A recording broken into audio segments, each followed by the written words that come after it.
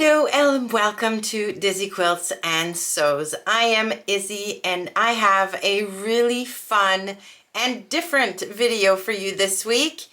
A little while ago, I got together and chatting with Shari, who is the Canadian ambassador for Project Dress a Girl or Dress a Girl around the world.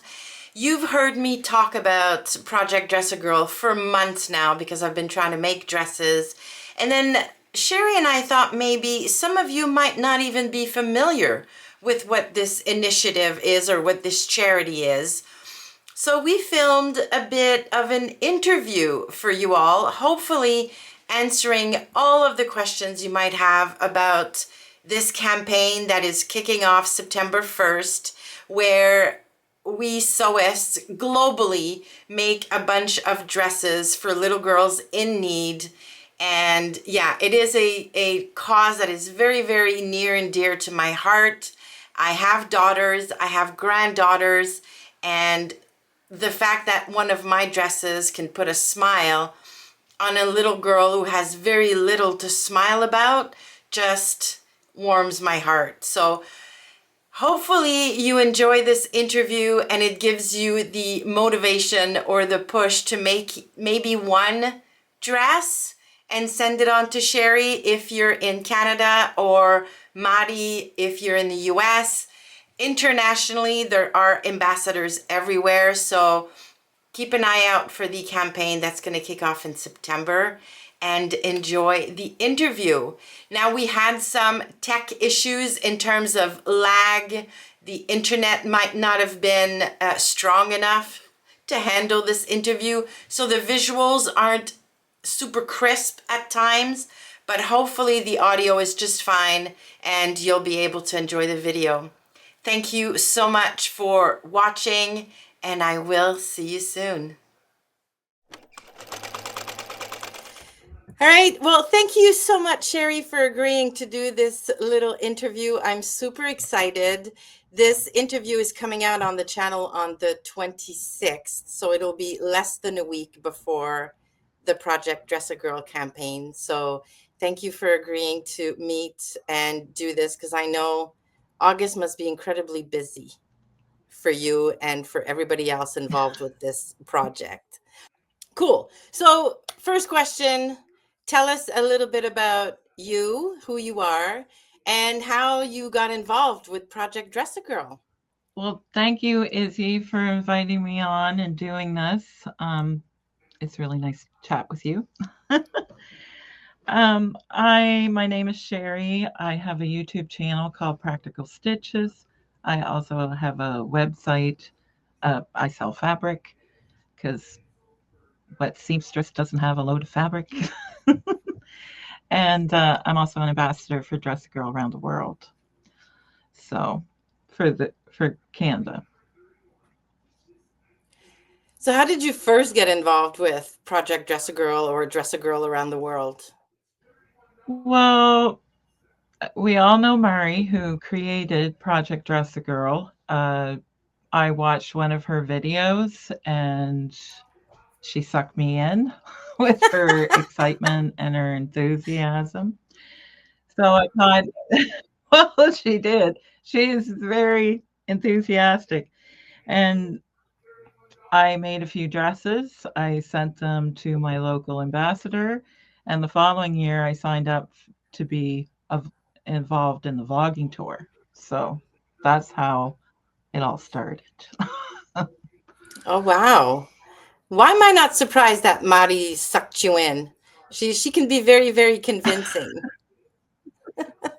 Yes, she is. Well, she's so enthusiastic and it's contagious. Yeah, it is. Yes. It totally is. Yeah. All right. So for those watching who don't know anything about Project Dress a Girl or Dress a Girl around the world, what is the organization's mission, basically? What do they do? Well, Project Dress a Girl is a international event created by Mari, which is kind of separate from Dress a Girl around the world. Okay. Project Dress a Girl is just for the month of September, is the event that Mari created to bring the sewing community together and bring awareness that you can use your sewing superpower for good. And that you can make a sew a dress for charity and bring some happiness to a little girl's life. Awesome. So, yes, the project during the month of September is to bring, it's kind of like a deadline, really, so people can donate their dresses. Yeah. Okay. So Dress a Girl Around the World is basically something that operates all year round. And Project Dress a Girl is just the September campaign Yeah. organized by Mari to kind of put a deadline or put some pressure Yes, she on dreamed the up. sewing community Yeah. to get some dresses done. Well, I think she wanted to start something to be involved in a charity organization, and she wanted to share it with the sewing community. Otherwise, I would have never found out about it. And it Right. is a really fun thing to do. And I think that's why it's gaining popularity because people enjoy sewing dresses. And Murray has just brought it to everyone's attention by creating this really fun event for the whole month of September. Yes. Yeah. Yeah. So who receives the dresses? And do the dresses gathered from Canadian people go to the same place as those, for example, sent to Mari? Or are there differences in where the dresses go or who benefits from the dresses? Well, I can only speak for myself, Izzy, because I arrange where my the dresses I receive go. Um, I send dresses to the Ukraine every year, and we have built a little network with the Ukraine to have the dresses distributed. They mostly go to orphanages, which is because of the war. Um, Last year, I sent dresses to Uganda, to a school in Uganda. They contacted me and asked me to send them dresses because they really needed them. And that was a year in the making to get that organized and sent. And they were over the moon for them. Like they were so thankful. So that was a unique experience all by itself. But I definitely will be sending dresses to the Ukraine again this year. Awesome. I I have hope I seen, answered all that question. yes, and I have seen, I have to say, I have seen on your Instagram or on your socials on Kofi as well, pictures of our dresses on little girls, and the smile on those faces was just, do you get to see a lot of the dresses on little girls? Do you get feedback? Do you get to hear any stories of the dresses once they land in Ukraine or Uganda at that school? Well, the dresses that went to Uganda, it took 3 months for them to get there. Oh, I wow. sent them very end of October, first day of November, and they arrived in January, I think. So it was almost 3 months. Um, it was the end of January, actually. Um, and their school year is way different. The children actually live at the school that they go to, so the school has to. It's a charity-run school. They have to feed them. They sleep there. They're supposed to clothe them too, and they were having a hard time clothing the girls. He wrote me in February saying the girls are coming back to school in February, so they get that surprise of getting a new dress. And then he incredibly thankful sent me a couple pictures, and then I heard from him again in April, and he thanked me again because the girls were doing so well in school because they were properly dressed. Wow. It's really sad to know that still children out there that don't have the proper clothes to wear to school. I know. I So know. So, so sad. My goodness. Okay, so now we all want to make dresses. So, what are some of the good. guidelines? Because I know obviously there are some fabrics that we just can't use. They might be really, really pretty, but they might be too sheer or they might be scratchy. So, what are some of the guidelines we should stick to when we're making dresses for these little girls? You want to pick something that's going to be durable because the situation in Africa and Uganda, some of those girls, that's the only dress that they have to wear. That's all they have. So if you're washing that repeatedly over a year, it's going to be threadbare. It's just no way around it. Like if you wear something every day, you're going to wear it out. So the thicker type of fabric, like I usually recommend quilting cotton because it's a little bit thicker and it comes in Yeah. all pretty colors. Pretty colors everybody likes, and it's more accessible. And most people have it in their home. If you do use a thinner cotton because that's all you have, then double it, like Mm, double it up. Like if it's a poly cotton thing, like because then it's so thin. So at least double it and just treat it as one layer of fabric, but use two. That's one way around that. But those are my suggestions. I hope that's okay. helpful. Yes. Any other guidelines in terms of the features? Like, does it have to have pockets, for example? I know that there cannot be any closures, so no zips, no buttons, nothing that could, like you said, break in the process of getting washed or ripped out or making the dress unwearable, basically. Yes, it sounds ridiculous, not being able to have a button or a zipper, but if it breaks, the dress is now unwearable because they don't have the means to fix it, especially in Uganda. Like, they wouldn't be able to fix the dress and it would be unwearable. Right. Um, and if that's all they have to wear, you don't want that to happen. So, fabric ties only. Um, a pullover your head style dress definitely has to have pockets. Um, that's so the girls can keep their things on them. Um, they like it to have a label. Um, is that everything? it you just it doesn't have to be a complicated dress. It can be very simple. I personally really like the peasant dress because it's a nice length, it's long enough. Because some of the dresses, this is kind of a new thing, because I receive pictures of the dresses the girls wear.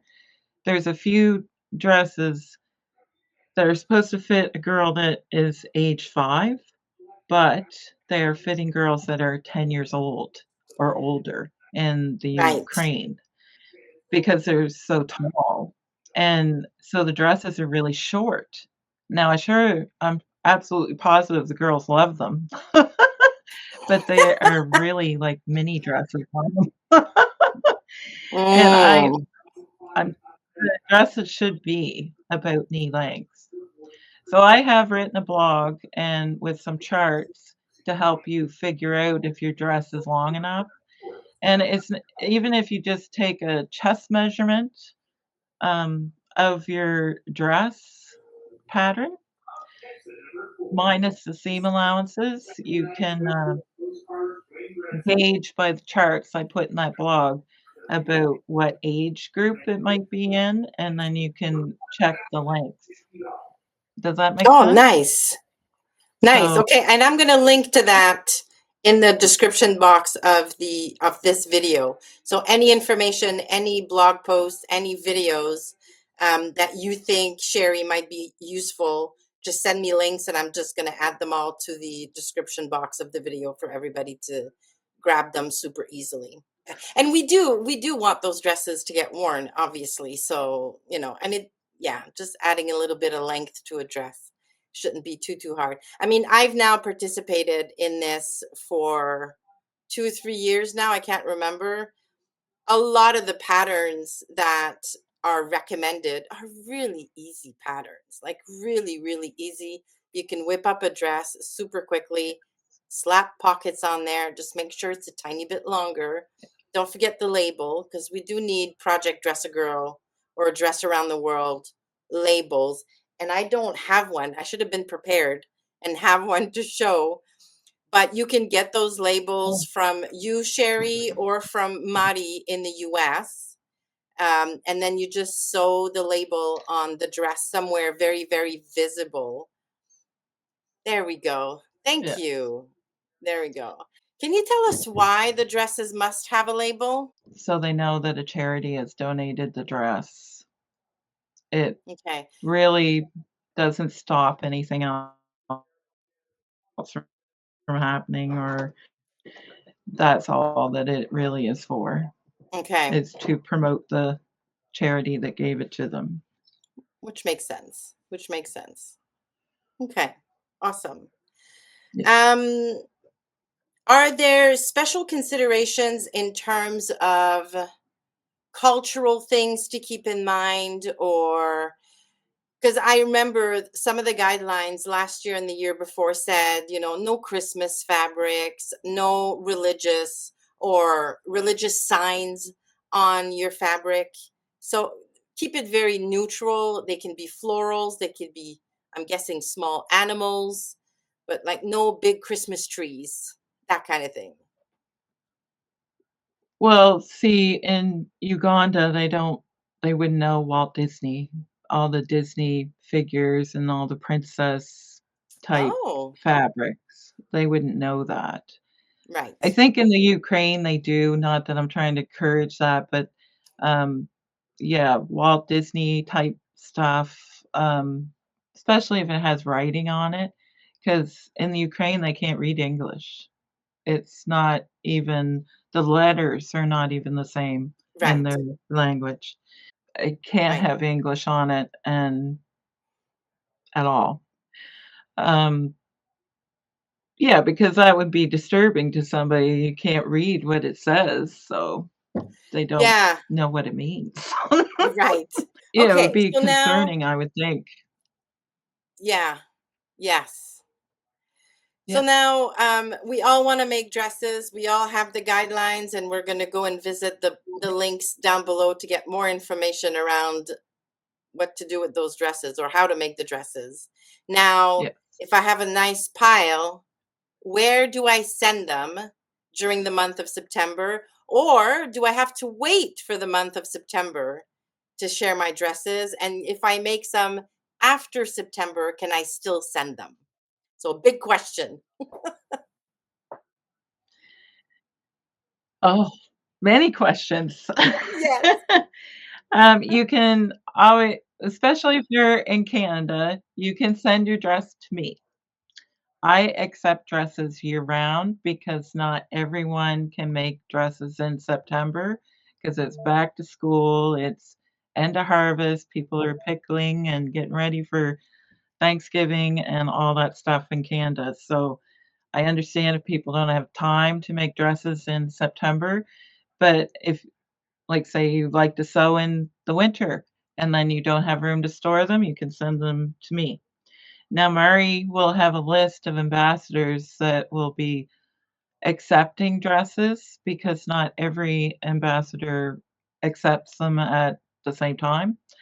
So there'll be a list that Murray will have of all the ambassadors that are accepting dresses. But I accept them all the time. So if you have my address, you can just send them to me and I will be happy with them and I will find a place to send them. Nice. So, Nice. Awesome. Um, can people donate other things besides dresses? So, I don't know, used garments, like a used light coat or a sweater or pajamas, or like, can people donate other things besides dresses? Because shipping is the biggest problem in getting dresses anywhere. It was very expensive for me to send dresses to Uganda last year. Um, I have to raise enough money to send them there again, or else I can't. I'd really like to, but it is very expensive. That's another whole story. Anyway, people that don't make dresses sometimes give me packages. It's great. You can stick one in the pocket of a dress. Uh, I know the girls in the Ukraine, they all have really long hair, so I'm sure those would come in handy. But if you start getting into heavier things, it's gonna increase the shipping, and then that might mean less dresses that go to wherever they need to go. So, I hope that answered your question, and I Yes, absolutely. added a little Um, thing. you did mention shipping the dresses once they're all at your place or ready to send out. Shipping is incredibly expensive. We all know that because we all shop for fabrics online. We know Yeah, how expensive shipping yeah, is. yeah. So, can we help in a financial way for you to help with the sending of those dresses? Well, sewers who make dresses and donate them, I don't expect them to give me money as well, because I don't think that's really fair. Because 'cause you're already making your donation. So, if you have friends or family that say, "Oh, that's really amazing," or "I don't have time to make a dress," or "I don't know how to sew and don't wanna ever learn," those are the people that will Mm, donate money to go towards shipping. And, yeah, I like to look at it that way because the people who make the dresses are already putting in their time and their pretty fabrics. I yeah, think that that is enough to ask of them. good Yeah. point. Good point. I like that. I like that.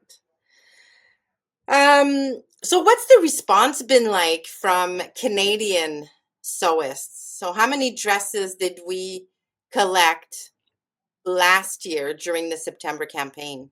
I forget how many I put on my video for the amount because by the end of the year, I still had dresses coming in, around Christmas time. Mm. Um, I think it was around 500, and Oh, wow. I sent another 15 dresses that I didn't take pictures of, I forgot.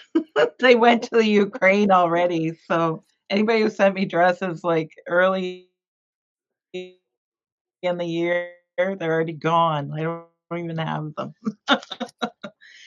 So, I try not and keep anything here, but I'll tell you this, Izzy, I already have 160 dresses right now. And we're not even in September yet. That's amazing. That's great. There's 5 over here that are gonna go to your house Yeah, in September. excellent. Can't wait to I'm see them. hoping to make more, but Oh, I had some really great, aspirations to make one dress a month so that I could send you like a dozen dresses in September. But then we all know how my life has been a little upside down recently, so it's just been well, crazy. one dress really is all people need to make. You make one dress, but everybody always seems to make more than one, but I am happy to receive however many people make. I don't expect them to make dozens, Yes, yes, because that amazing. is a lot. That's a lot of fabric. They're so much fun to make though. Like they're amazing palette cleansers. Like after you make something particularly hard or Yeah. complicated or that took a lot of fitting time, it's so nice to spend an afternoon. There you go. You have a dress. It's beautiful. It'll fit somebody. Yeah. It'll make somebody Yeah. smile. Yes, it's absolutely Yeah. true. Yeah. So I want you to be a little bit self-promoting, I guess, for all the amazing work you do for Project Dress a Girl. You have a fabric shop online. You do have some fabrics on there that would be completely appropriate for little girl dresses. So I'm going to link to your website down below. But tell us a little bit about the types of fabric that people can find on your shop.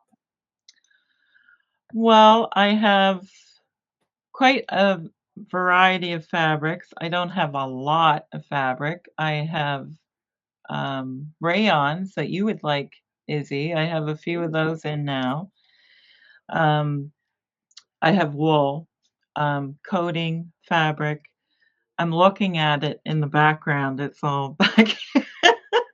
I do have quilting cottons. I have some flannels, denims, and I have some shirtings, a little bit of linen left that's been selling. I have some chambray.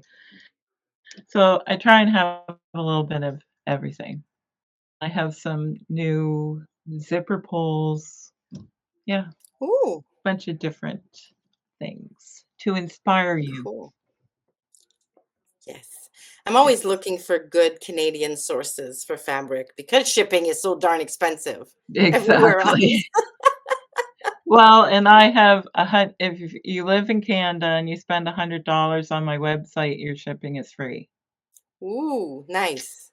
So it's not hard to spend $100 on fabric.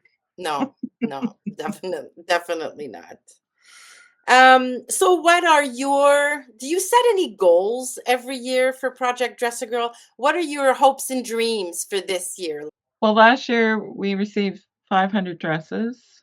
Um, I hope to get 1,000 this year. Actually, I'm pretty sure I'm gonna get 1,000 dresses because I know quite a few people who've made 20 and 30 dresses, and there's a Wow. lot of new people contacting me that are making dresses. I have one woman who sends me a parcel, like, almost once a month, and she sends me 3 or 4 dresses that she has made, and I think she's up to 20 now. So, yes, there's people Wow. that are making, like, 2 and 3 dresses a week, like, all That's year amazing. long. That's Yeah. amazing. They're That's so cool. they're using up their stash, I think.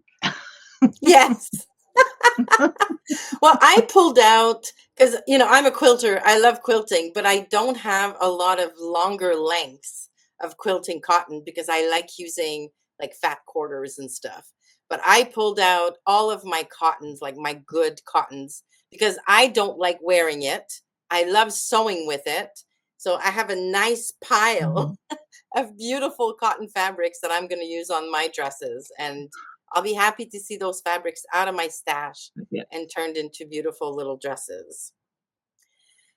All right. Is there Yes. anything that I did not ask you or anything we didn't talk about or say that you feel would be important for everybody to hear? I'm very grateful to the sewing community. They are so incredibly generous. It is unreal.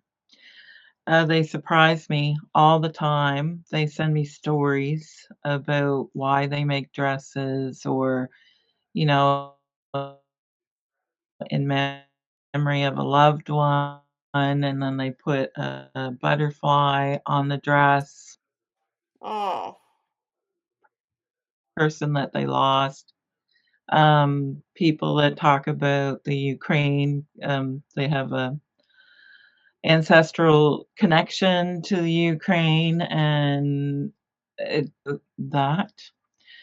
Um, I had a woman last year that she was very ill. I knew that she was ill, and she made like 80 dresses while she was ill, wow. and she sadly passed away not long after September. So, and then her Wow. daughter sent me her fabric that she bought because she was so excited to make dresses. And so I've made sure that fabric has gone out to the sewing community and people. people are making dresses out of her fabric. So Oh, yes, I get wow. lots of emotional stories in the sewing community. Like I said, it's just so incredibly generous that, yeah, it's amazing. Oh, that's amazing. That's so good. All right. So, like I said, I'm going to put all of the links down below that everybody would need. Please be on the lookout for videos by Madi on September 1st, officially kicking off the September campaign. Shari, I think you'll have a video on practical stitches on the 2nd. Yeah, second. Awesome. I will I'm be part of doing the a vlog. video every week. Oh, wow. I'll be Nice. doing Nice. a video every Tuesday. So, Okay. yeah. Oh, and you're going to be unboxing all the dresses you get, right? Live unboxings every Friday night, same time that I Okay. do my lives. So, yeah, live Nice. unboxings. Yes. Nice. And when's your video, Izzy? What were you My going to say? video is on September 9th. So exactly 1 week Oh, after yours, my video is coming out where I'm going to share what my plans are for dresses this year. I'm super excited. So yeah, and there will probably be at least one vlogger throughout the oh, month of September sharing the patterns they're using, some fabrics they're using, repeating over and over and over and over again what the guidelines are and what to do with your dresses. So unless you're going to be hibernating during the month of September, if you spend even a little bit of time on YouTube, you'll get to watch videos about Project Dress a Girl. And if you're in Canada and you want to exactly. make dresses, please get in touch with Shari if you need labels, if you have any questions, and to get the address to send your dresses in. Again, Shari's contact details are going to be in the description box below. Yeah. Shari, I can't thank you enough. Thank you so much. I had a lot of fun. Well, I mean, yeah. Project Dress a Girl for me is definitely a way to give back. I mean, this hobby, this sewing, I'm not even calling it a hobby anymore. It's like an obsession.